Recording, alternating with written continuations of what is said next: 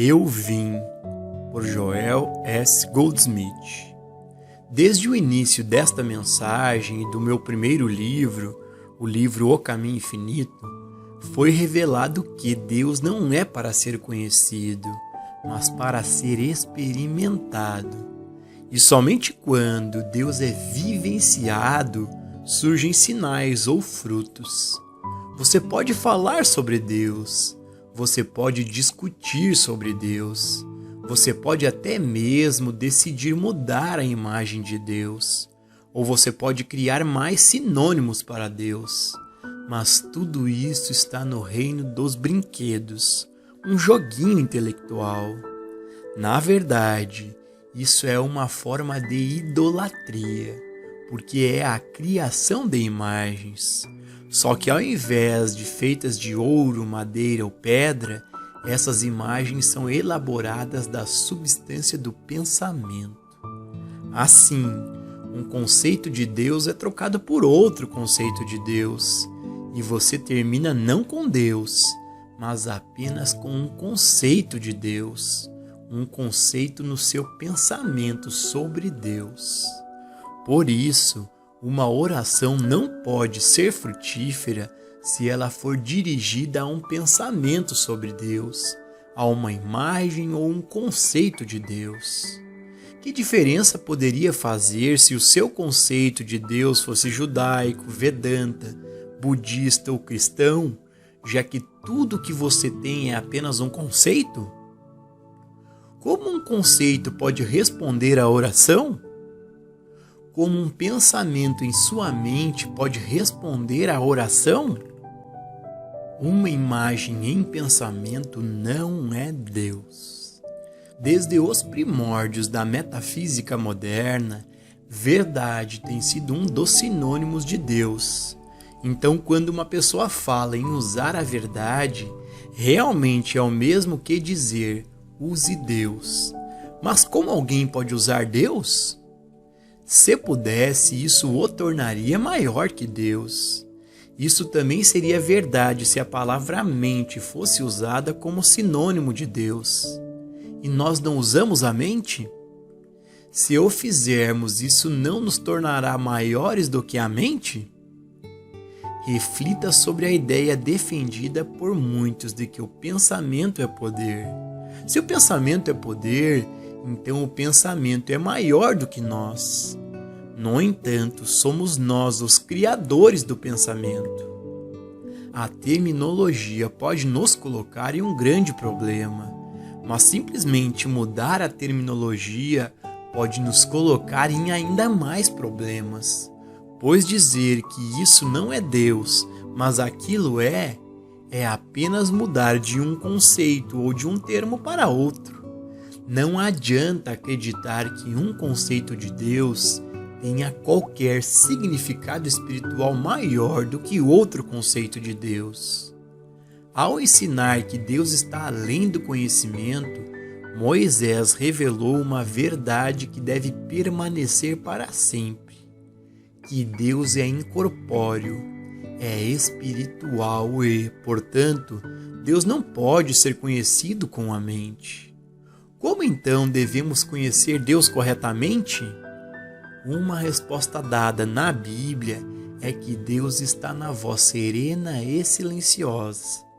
E isso, pelo menos, deve dar-lhe uma sugestão, porque no momento que você não tem nenhum conceito de Deus, não tem nada para orar, quando sua mente está completamente em uma atitude de escuta, como uma taça esvaziada de todos os seus conceitos, então o que é revelado a você, através da voz pequena e silenciosa, torna-se visível para você como a harmonia espiritual da vida. Mas isso, no entanto, tem um preço. Não basta que você se permita ser esvaziado de todos os conceitos de Deus, mas você também deve permitir-se ser esvaziado de todas as crenças que você conhece sobre o plano de Deus, sobre a lei de Deus ou o caminho de Deus para você. No momento em que você pensa e você tem um desejo, você estabelece seu ser à parte de Deus e assim levanta uma barreira que o impede de receber a graça de Deus. Se você puder orar assim: eu não sei como orar ou coisas para orar, mas deixo o teu Espírito sustentar a intercessão com o meu Espírito, você estará entrando na altitude mais elevada possível de atitude de oração, de receptividade e desdobramento. Em tua presença está a plenitude de alegria, ou a plenitude de realização. Minha graça é suficiente para ti. A partir dessas promessas, você não percebe que o objetivo da vida tem que ser a presença? Porque somente na presença existe a realização? Não há maneira de obter as coisas separadas da presença de Deus, ou ao menos não coisas espirituais. Não há maneira de viver harmoniosamente exceto pela graça.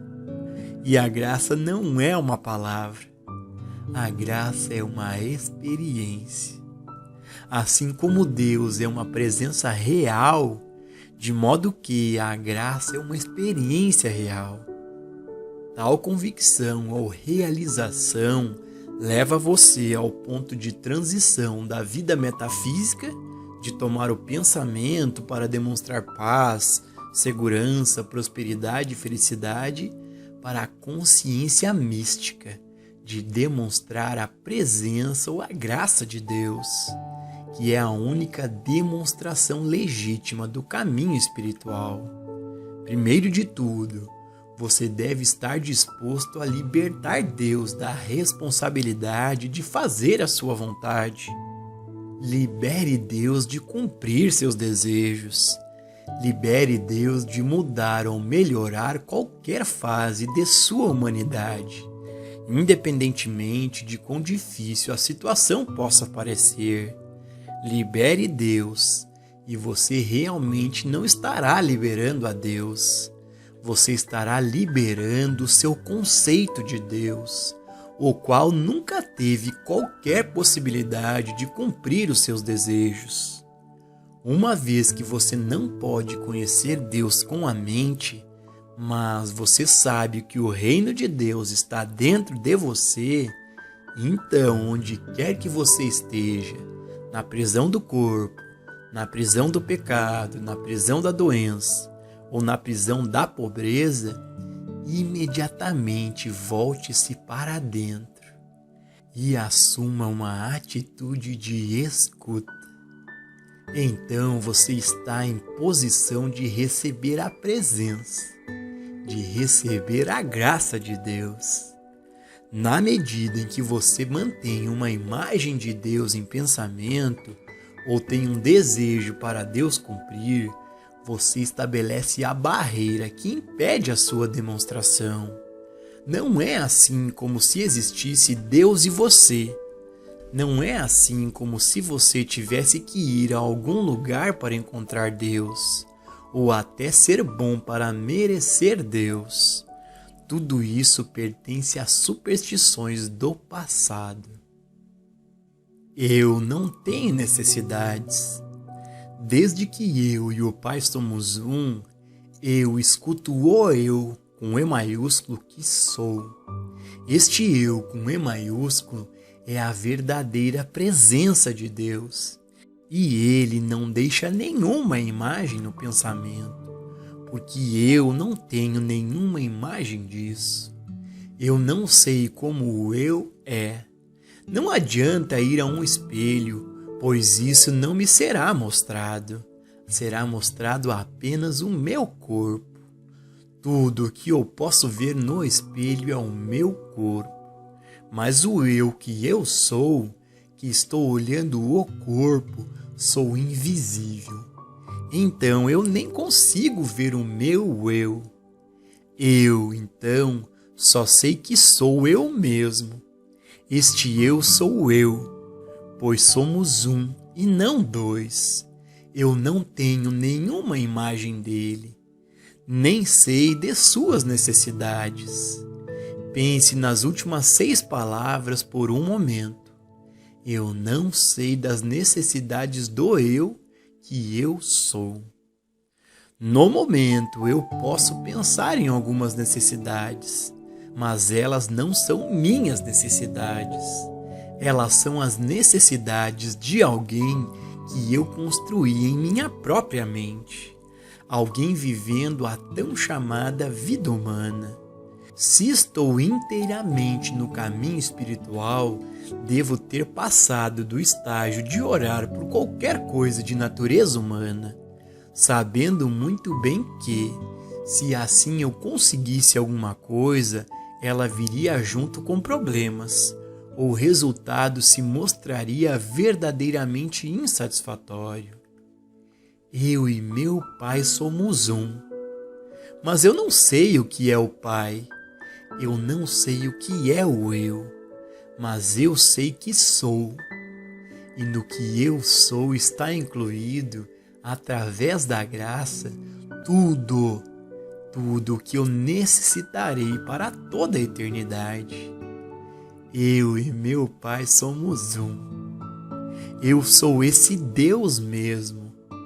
Não o Deus a quem eu oro pelas coisas, mas sim Deus que sabe todas as minhas necessidades. Além disso, é de seu agrado me dar o reino. Eu, no meio de mim, sou onisciência e conheço todas as coisas das quais eu tenho necessidade. Eu, no meio de mim, sou a onipotência e tenho poder de prover o que for necessário. Eu sou o amor onipresente e é do agrado deste eu, no meio de mim, dar-me o que ele já sabe ser a minha necessidade. Que palavras poderiam se seguir a isso? Como você poderia ir mais longe do que isso em oração? O momento em que orasse por qualquer coisa ou condição, você estaria obtendo o riso de Deus. Eu dentro de você é o cumprimento de todos os seus sonhos, porque você e o Pai são um. E nessa união está a realização plena. Não há eu, o Pai, e eu, o Filho. Eu, o Pai, e eu, o Filho, somos um. Portanto, na presença do eu que você é, está a sua realização. A natureza do eu. Toda a discórdia, toda a desarmonia e erro são experimentados por causa de um senso de separação de Deus.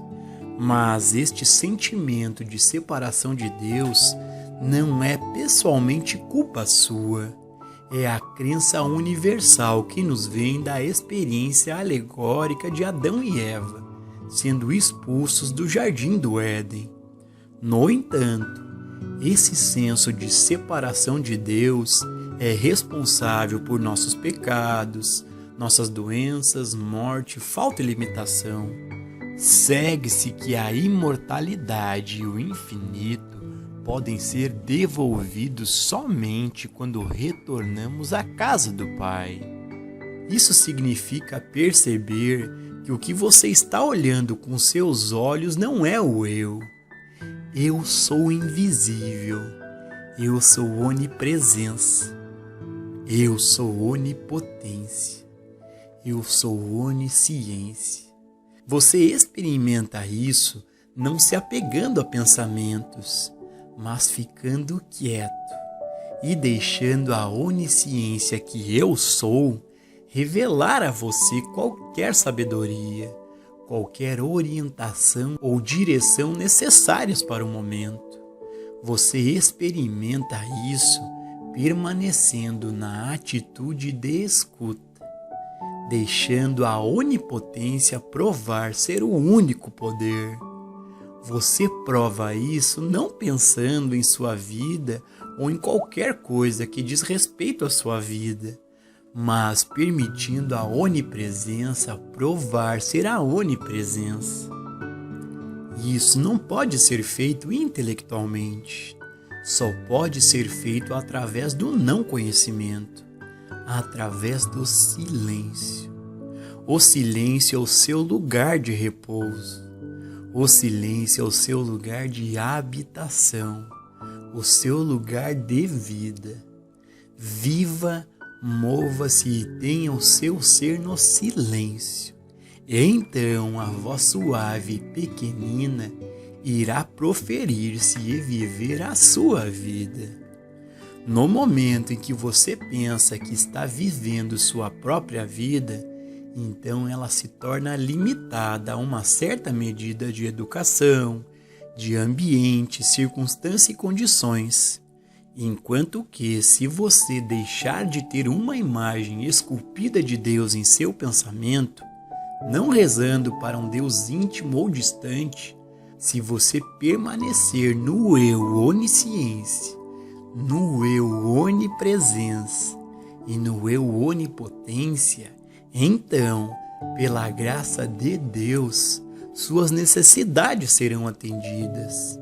Agora, o perigo é você retornar ao estado antigo e orar por coisas materiais, o que significa que você gostaria que Deus, o Espírito onipresente, atendesse a seus conceitos, em vez de expressar o caminho de Deus e a vontade de Deus.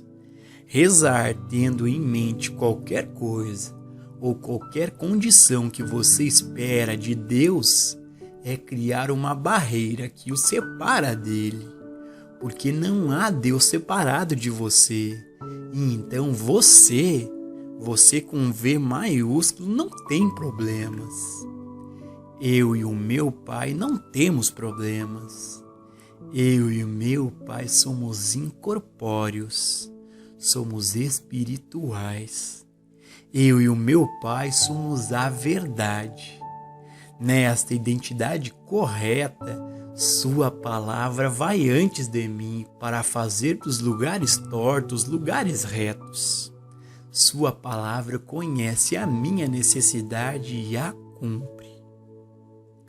Você não vê que a criação de um eu, com E minúsculo, com algum problema, com algum desejo, com alguma necessidade por ser cumprida, é estabelecer uma entidade além de Deus? Você não vê que isso é uma negação do ensino do Mestre? Eu e o Pai não temos problemas. Eu e o Pai não somos imaturos ou envelhecidos. Eu e o meu Pai não temos idade. Eu sou desde antes de Abraão. Eu nunca te deixarei. Eu estou com você sempre até o fim do mundo. Mas não tenha qualquer imagem em sua mente quando você diz eu. Porque quando eu falo deste eu não estou falando de um homem, nem de um homem há 2000 anos, e nem de um homem hoje. Eu estou falando de mim, e ninguém, nem você e nem eu, pode saber como eu sou. Sinta-se seguro, no entanto, de que eu e o meu Pai somos um, não dois, e que esse um está oculto com Cristo em Deus, que este um vive, se move e tem o seu ser no divino. Transmitindo o eu. O eu no meio de você é poderoso, mas no momento em que você cria uma imagem, você tem o eu e mais uma imagem. Portanto, não tenha qualquer outro eu, a não ser o eu que você declara eu.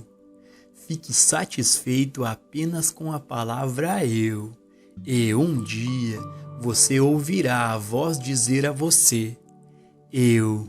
E quando isso acontecer, você saberá que encontrou-se face a face com Deus. você terá conhecido Deus. Mas você não será capaz de dizer isso ao seu vizinho, ou seu filho, seu marido, sua esposa ou seus pais, porque isso estaria tentando trazê-lo de volta ao nível do intelecto humano, rebaixá-lo ao nível mental. Se eu tiver êxito em transmitir a você alguma coisa através deste trabalho, será porque eu percebi que eu não sou um homem ou um mestre, mas que sou a presença divina, e também porque você foi atraído para esta obra pelo eu e para receber o eu, para que seja revelado o eu que é você. Ambos são necessários. Ao escrever sobre a revelação de Deus, a revelação da verdade, você pode pensar que existe um Deus que poderia ser revelado e colocado diante de você. Tal não é o caso. Essa revelação não revela nada que possa ser visto, ouvido, provado, tocado ou cheirado. Nada que possa ser pensado ou raciocinado. E, portanto, não deve parecer estranho que, para conhecê-lo, você deve chegar a um lugar na consciência onde você não sabe nada, o lugar do desconhecido. Eu, a identidade de cada pessoa. Talvez todos nós no passado tenhamos amado a mãe, o irmão ou a um filho mais do que a verdade. E isso foi uma barreira. Por quê? Porque essa mãe, irmão, irmã ou filho a quem nós estávamos nos apegando não era a mãe, não era o irmão ou uma criança, mas uma imagem que carregávamos em nossa mente e que acreditávamos que precisavam de nós. Uma vez que você reconheça o eu, com E maiúsculo, como a identidade de si mesmo, você vai reconhecê-lo também como a identidade da mãe, do irmão, da irmã e criança. E então você não terá medo de liberá-los em sua própria identidade de Deus. O mestre nunca quis dizer que você deveria abandonar sua família, mas simplesmente insistia em elevar a sua consciência mais alto do que constitui sua família, finalmente percebendo que Deus é a sua única família. Quando você percebe que Deus é a sua mãe, que Deus é seu irmão e irmã, o seu pai, que Deus é o seu marido, sua esposa, seu filho, o único eu, a única vida, então todo o medo por ele se vai. E quando o medo se vai, você os libertou em sua verdadeira identidade, em Deus. Seu amor por eles torna-se maior. Seu amor por você mesmo é maior. A ligação é maior, mas a necessidade é menor, porque cada um encontra a realização a partir do seu interior, do seu centro divino. Eu sou onisciência, onipotência e onipresença.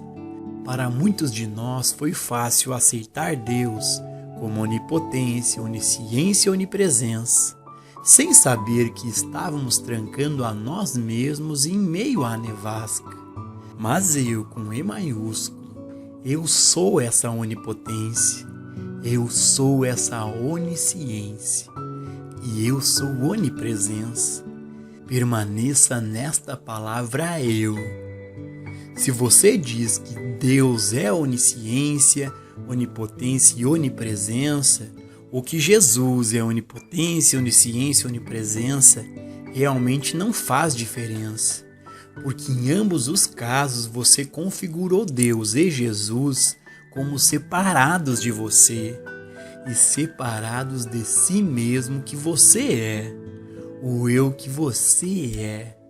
Quando, no entanto, você traz tudo isso para o eu e o Pai somos um, e sabe que eu, com E maiúsculo, sou onisciência, eu sou onipotência e eu sou onipresença, então essa unidade em você é infinita no ser.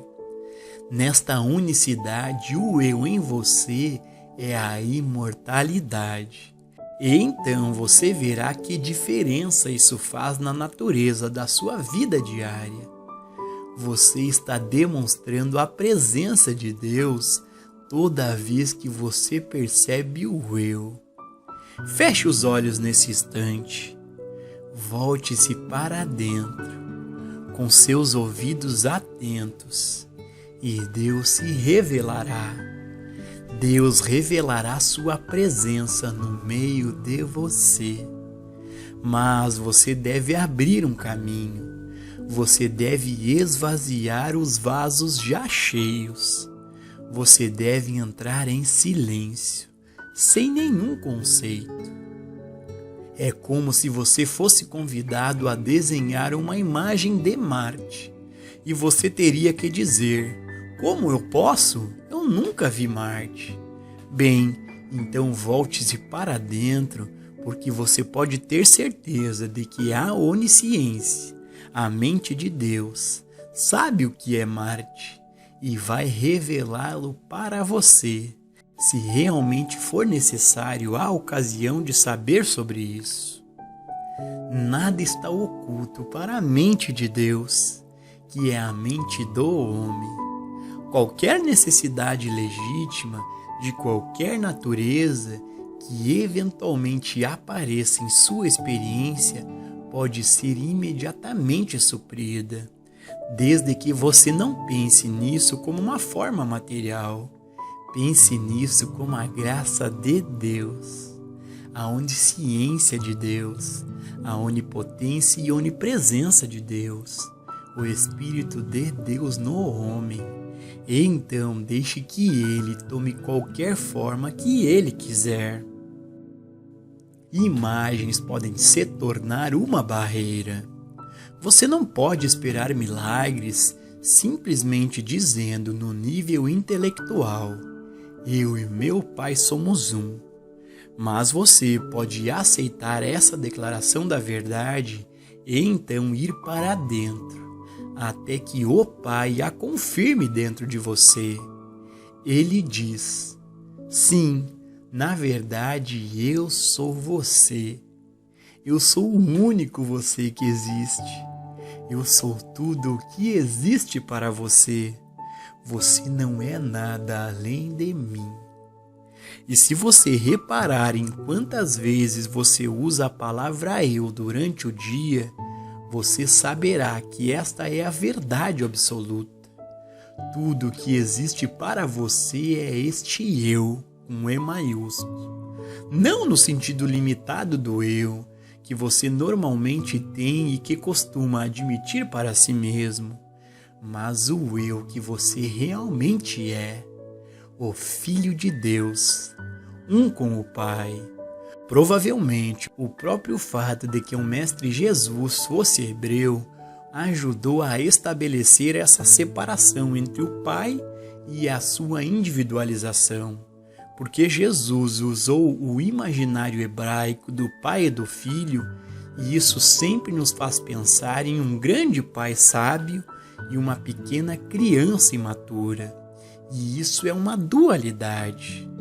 Na verdade, não podemos conceber um pai e uma criança como uma unidade.